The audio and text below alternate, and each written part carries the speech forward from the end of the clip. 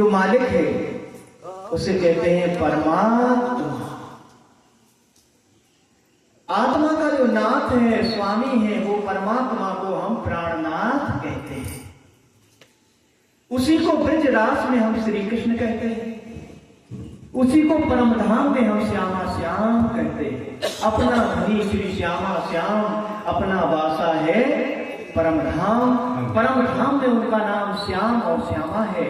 वही ब्रज रास में श्याम को कृष्ण और श्यामा को राधा कहा गया है। और वही कृष्ण और राधा का स्वरूप आज से 5000 वर्ष पूर्व इस मथुरा मंडल के अंतर्गत जो उत्तर प्रदेश में पड़ता है, उसमें ब्रज मंडल में श्री कृष्ण और राधा जी का प्रकटन हुआ था। वो आज से 5000 वर्ष पूर्व की बात है।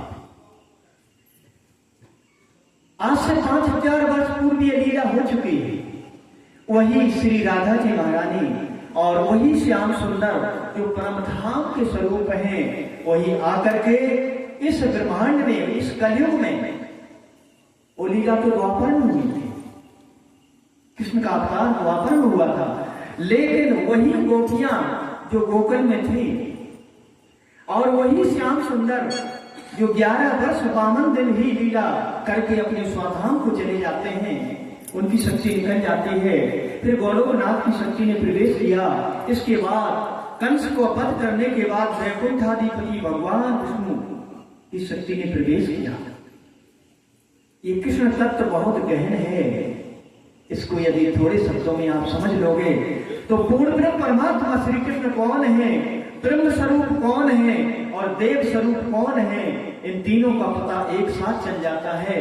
तो जो पूर्ण ब्रह्म परमात्मा 11 वर्ष 52 दिन ब्रज मंडल में रहे, पूर्ण ब्रह्म परमात्मा का मतलब होता है, उनका लक्षण होता है कि वो कभी हथियार धारण करते नहीं। कोई भी लीला करे, कितना ही बड़ी राक्षस क्यों ना आ जाए, पर पूर्ण ब्रह्म परमात्मा कभी हथियार उठाते नहीं। ये पूर्ण ब्रह्म परमात्मा श्री कृष्ण की लीला के लक्षण। पूर्ण ब्रह्म परमात्मा स्वरूप जहां कृष्ण होंगे वहां पर सेना धारण करते नहीं है। पूर्ण ब्रह्म परमात्मा श्री कृष्ण जहां होंगे वहां पर गुरु धारण करते नहीं है, क्योंकि वो सभी गुरुओं के गुरु हैं। श्री कृष्ण जगत बंदे सारे ब्रह्मांड के वही सदगुरु हैं। इसलिए प्यारे साथ जी, वही ब्रज और रास का स्वरूप जब पद्मावतीपुरी धाम पन्ना जिले में आया तो अपना एक पद्मावतीपुरी धाम बना करके श्री प्राणनाथ पूर्ण ब्रह्म परमात्मा का मंदिर वहां स्थापित है, जो महाराजा छत्रसाल जी के सदगुरु महाराज थे। उनके अंदर साक्षात पूर्ण ब्रह्म परमात्मा की शक्ति मौजूद थी और उनके जो साथी हैं वो गोपी रूप होकर के सुंदर रहनी पर चल करके वो सुंदर साथ कहलाए। उन भक्तों को सुंदर साथ कहते हैं जिनके बाहर और अंदर के सारे शत्रु नष्ट हो जाते हैं, वो अधिक आत्मा सुंदर हो जाती है। उस सुंदर आत्मा को हम सुंदर साथ कहते हैं। उनका साथ करने से हमें सुंदरता प्राप्त होती है। और जिनके अंदर के शत्रु बलवान हैं, उनको जीत नहीं पाया। ये अंदर के शत्रु कौन है? काम, क्रोध, लोभ, मोह, मद, मत्सर, अहंकार, ये अंदर के शत्रु हैं। इनको जीते बिना आपकी आत्मा कभी निर्मल होने वाली नहीं है। गीता में श्री कृष्ण स्वयं पांडव कुमार अर्जुन से कहते हैं, पार्थ, काम, क्रोध और लोभ 3 नरक के द्वार हैं, नरक के द्वार। गीता को पढ़ना, आप स्वयं देखना, पढ़ना। ये कौन है 3? काम, क्रोध और लोभ। ये 3 नरक के द्वार हैं। इनसे छुटकारा पाए बिना कभी मेरे धाम को प्राप्त नहीं हो सकते।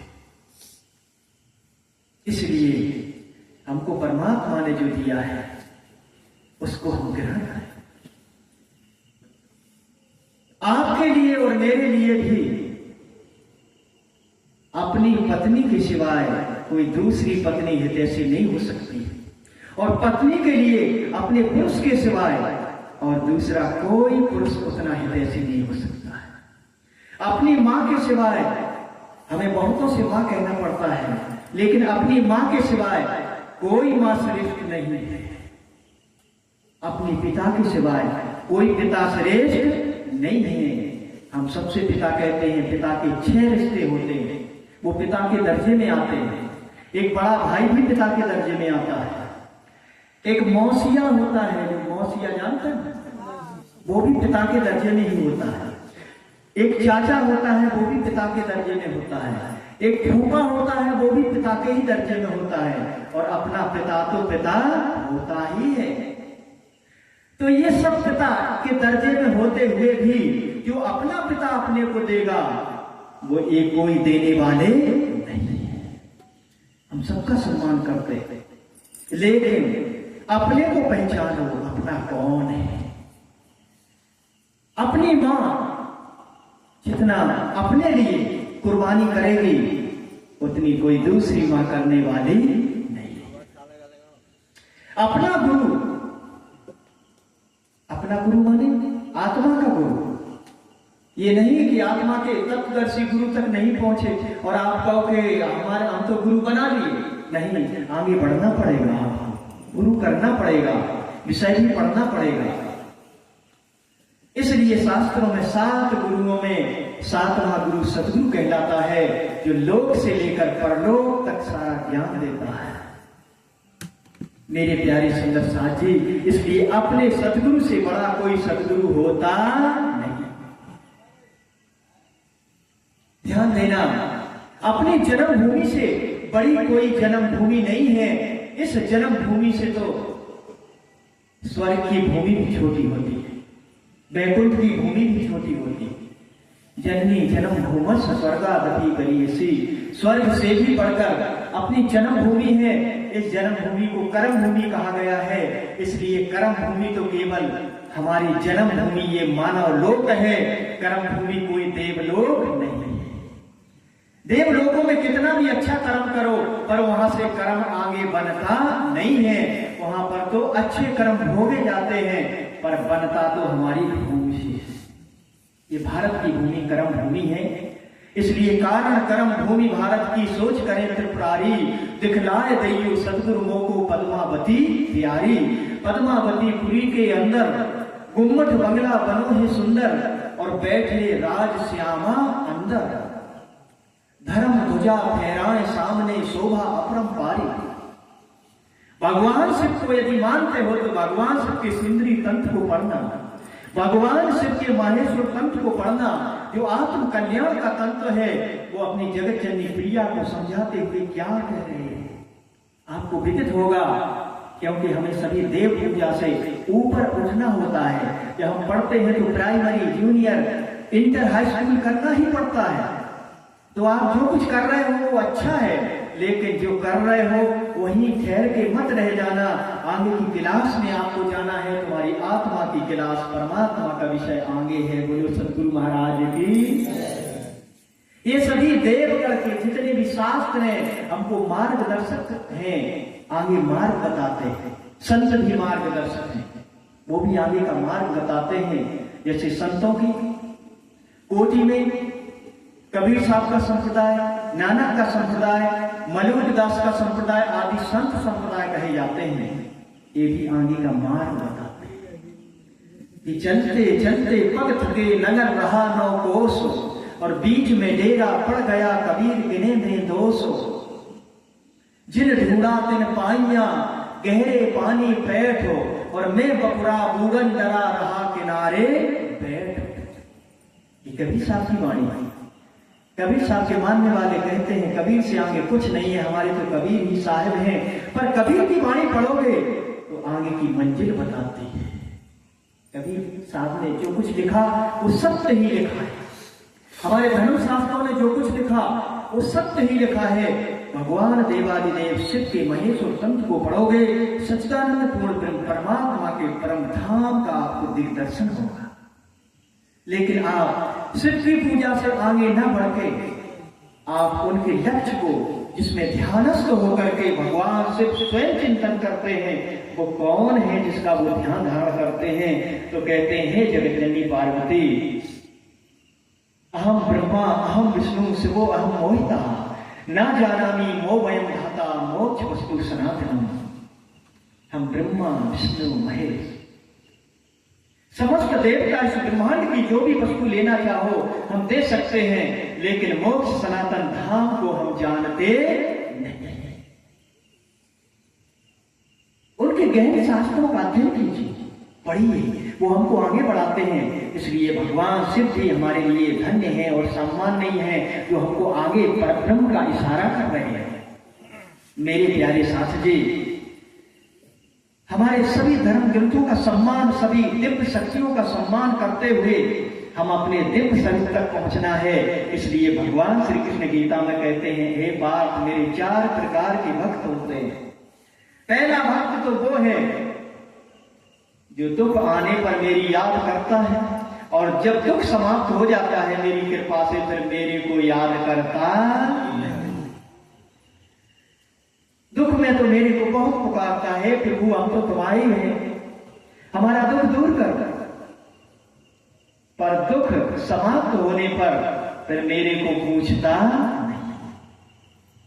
दूसरा वो भक्त है जो कामनाओं के बस मेरे को याद करता है। गीता को आप पढ़ना, आपको मिलेगा जो मैं बोल रहा हूं। इस ब्रह्म मंच से जो बोला जाएगा वो शास्त्र प्रमाण बोला जाएगा। दूसरे में वो भक्त हैं जो कामनाओं के बस मेरे को खोजते हैं, याद करते हैं, जप करते हैं, तप करते हैं, संतों के पास जाते हैं और काम बन जाने के बाद फिर मेरे को याद करते। ये संसार कामनाओं की बात है। तीसरे भगवान कृष्ण कहते हैं गीता में, मेरे वो भक्त हैं जो जिज्ञासु हैं, मुझे जानने की इच्छा रखते हैं कि मेरी आत्मा का मालिक कौन है। वो जिज्ञासु भक्त सत्संग में आते हैं, सत्संग सुनते हैं, मेरे तत्व ब्रह्मांड से लेकर के परम धाम जहां सच्चिदानंद स्वरूप है, अर्थात जहां सत्य है, सत्य कभी मिटता नहीं है और असत्य कभी रहता नहीं है। इसलिए अस्तो मां सद्गमय, मुझे असत संसार से सत्य की ओर ले चलो। तमसो मां ज्योतिर्मय घुमय, हमें इस अंधकारमय जगत से प्रकाश की ओर ले चलो। मृत्यु मां अमृत गमेति, मृत्युमय संसार से मुझे जहां मृत्यु और जन्म का चक्र ना हो, ऐसे सदा सुख की ओर, सदा आनंद की ओर ले चलो। शास्त्रों को ये क्यों कहना पड़ा? क्योंकि ये जगत असत्य है, इसमें सत्य की पहचान कराई जाती है और सत्य की पहचान करके तो वो सत्य स्वरूप पार ब्रह्म प्राणनाथ से अपना संबंध जोड़ो। इसलिए अस्तो मां सत्यमय, हमें असत्य से सत्य की ओर ले चलो। यदि यही सत्य होता तो हम तो यही कहते कि यही सत्य है, हमें यही रहने दो, हमें किसी सत्य की जरूरत नहीं। मेरे प्यारे साथी जी, तो तीसरे हमारे दो भक्त होते हैं गीता के अनुसार जो जिज्ञासु होते हैं, मेरे स्वरूप और मेरे धाम लीला को जानना चाहते हैं। और चौथे मेरे ज्ञानी भक्त भी हैं। श्री कृष्ण भगवान गीता में कहते हैं, चौथे मेरे विधिवत स्वरूप को जानने वाले ज्ञानी पुरुष, तत्वदर्शी महापुरुष भी यहां घूम रहे हैं, जिनको मैंने अपनी संपूर्ण पहचान दे रखी है। और मेरा ज्ञानी भक्त तो मेरा ही स्वरूप है। आप गीता में पढ़ना, लिखते हैं मेरा ज्ञानी भक्त तो मेरा ही स्वरूप है, जो केवल मेरे लिए निछावर होकर के अपना घर परिवार छोड़ करके सारे संसार को परमार्थ के लिए जुट जाता है। जैसे वृक्ष कभू न फल भगे, नदी न संचे नीरो, और परमार्थ के कारण साधुन धरे शरीर। सबको अपने अपने घर की चिंता होती है, लेकिन वो मेरी चिंता करते हैं। मैं उनके घर को संभालता हूं, मैं उनके मार्ग में आने वाली बाधाओं को संभालता हूं, और मैं उनके पीछे पीछे चरण धूल के लिए चलता हूं। गीता को पढ़ना हो, ये मेरा ज्ञानी जो मेरे स्वरूप को संसार में पहचान कराता है। क्योंकि अपने मुख से कोई अपनी महिमा कहे वो विद्वान नहीं माना जाता है। उसकी महिमा जब कोई और कोई गाए तो परमात्मा की महिमा भी वही संत गाते हैं। 4 प्रकार के भक्तों का वर्णन गीता के अनुसार करते हैं और कहते हैं पार्थ, मुझे प्राप्त करने में भी चौथा स्थान है। मैं बहुत आपको गहन बात बताना चाहता हूं। गीता को पढ़ना आपको मेरे एक एक शब्द का प्रमाण मिलेगा। कहते हैं भूतों को पूजने वाले पार्थ लाखों जन्म तक भी मेरी कामना करें तो मेरे को कभी प्राप्त नहीं कर पाते हैं। भूतों को पूजने वाले को हम भूत लोक ही भेज देते हैं पर मेरे धाम को प्राप्त करते नहीं। पितरों को पूजने वाले मेरे धाम को नहीं बल्कि पितृलोक को प्राप्त होते हैं और देवों को पूजने वाले पार्थ मेरे धाम को नहीं बल्कि स्वर्ग और वैकुंठ शिवलोक और ब्रह्मलोक को और हम देवलोकों को प्राप्त कर देते हैं पर वो मेरे धाम को प्राप्त नहीं कर पाते। चौथी स्टेज में बताते हैं कि पार्थ जो सारे सहारे छोड़कर पुरुषा पार्थ भक्त्या तू अनन्या, गीता को पढ़ना। कहते हैं मुझ पर परम पुरुष को प्राप्त करने के लिए अन्य सारे सहारे छोड़ करके जो मेरे लिए कुर्बान हो जाता है वो कैसे भी मेरा नाम ले, कैसे भी मेरा प्यार करे, नहाए या न नहाए, भूखा हो या भोजन करके या लेटा हो, कैसे भी मेरे को याद करे, सब कुछ छोड़कर जो मेरा चिंतन करता है वो मेरे धाम को प्राप्त होता है। उसकी कभी अशुभ गति नहीं होती है, उसे कभी जन्म मृत्यु के चक्र में नहीं जाना पड़ता है, वो मेरे ब्रह्म धाम को प्राप्त होता है। इसलिए पार्थ मेरे भक्त मेरे धाम को प्राप्त होते हैं। बोलो कृष्ण कन्हैया लाल की। मेरे प्यारे साथ जी, यदि आप गीता और भागवत जैसे शास्त्रों को इनका सम्मान करते हो, इनको पढ़ना चाहते हो तो आप विधिवत इनको पढ़िए और किसी तत्वदर्शी महापुरुष से उस ब्रह्म धाम के विषय में पूछिए। अपनी आत्मा का संबंध अपने धनी से जोड़िए तो क्या होगा, आपको मिलेगा। अभी हमारे सुंदर भाई समझा रहे, मेरी विनती बारंबार परना धाम दिखा दो सैया। सैया माने प्रीतम। एक शरीर का पति होता है, एक आत्मा का पति होता है। शरीर का पति निर्विकार नहीं होता,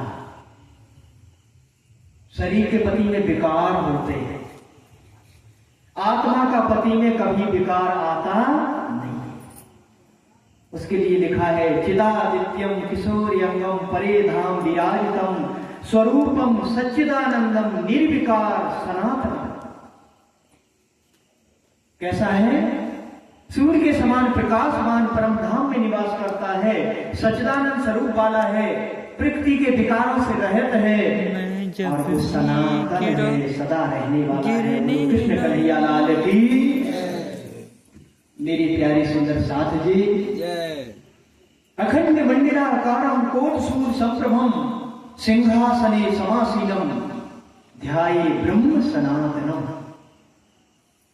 ऐसे अनंत शक्तियों वाला तुम्हारी आत्मा का प्रीतम है। आप जिस भी क्लास में पढ़ रहे हो उससे आगे जाने का प्रयास करो तो आत्मा के धनी पूर्ण ब्रह्म परमात्मा का सानिध्य, उनकी कृपा, उनकी दया दृष्टि आप पर होगी और आप दिनों दिन धन्य हो जाओगे। और हमारा ये शरीर नहीं तो 4 स्टेजों में चलता है। पहली स्टेज शरीर क्या है, दूसरी स्टेज शरीर में रहने वाले इस ब्रह्मांड का क्या अस्तित्व है, तीसरी मेरी ये भुलौने के जगत में कहीं का भी जीव आए यहाँ आकर के अपने को भूल जाता है कि मैं पहले कौन था। चाहे किसी भी लोक से आए पर यहाँ आने पर इतनी भरौनी माया होती है जिसको गीता में कहते हैं हे पार्थ मेरी त्रिगुणमयी माया इतनी प्रबल है, मेरी कृपा के बिना इससे कोई छुटकारा पाने वाला नहीं। जब तक मेरी कृपा नहीं होगी, मेरी भक्ति नहीं करोगे, मेरी शरण में नहीं आओगे, तब तक ये त्रिगुणमयी माया से आप कभी छुटकारा पा नहीं सकते हो। इसलिए परमात्मा गीता में कहते हैं त्रिगुणातीत है, सतोगुण रजोगुण और गुणों से भी परे, तीनों गुण के देव शक्तियों से भी परे। मैं त्रिगुणातीत हूं, मैं कालातीत हूं, मैं संख्यातीत हूं, और मैं ईश्वरों का भी ईश्वर हूं। ये जगत ईश्वर और जीव की लीला है। ईश्वर अंश जीव अविनाशी, इसका चक्र भी अविनाशी है। इसलिए गीता में कहते हैं जन्म लेने वाले की मृत्यु निश्चित है और मृत्यु होने वाले का जन्म निश्चित है। ये चक्र भी निश्चित है, ये अटल है। और परमात्मा के धाम में पहुंचने पर ना तद्भास्ते सूर्यो ना शशांको ना पावका यद गत्वा ना निर्वर्तन्ते, वहां जाने पर नहीं लौटना पड़ता। तद्धाम परमं मम, ऐसा मेरा परम धाम है। बोलो सद्गुरु महाराज की। इसलिए वहां जाने पर कभी दुखमय जगत में आना नहीं पड़ता, और दुखमय जगत में आने पर कभी आप यहाँ रह नहीं सकते। आपका एक दिन अंत जरूर होगा, और जब आपका देहांत होगा तो आपका जन्म जरूर होगा, क्योंकि आपने आवागमन से परे जो पूर्ण ब्रह्म परमात्मा सच्चिदानंद स्वरूप है, निर्विकार है, तृप्ति के विकारों से परे है, उनका सद्गुरु आपने नहीं खोजा। और उसकी भक्ति करने से जिसका समस्त ब्रह्मांडों में राज है, उसका एक प्रिय नाम राज भी है, जो स्वयं प्रकाशित है।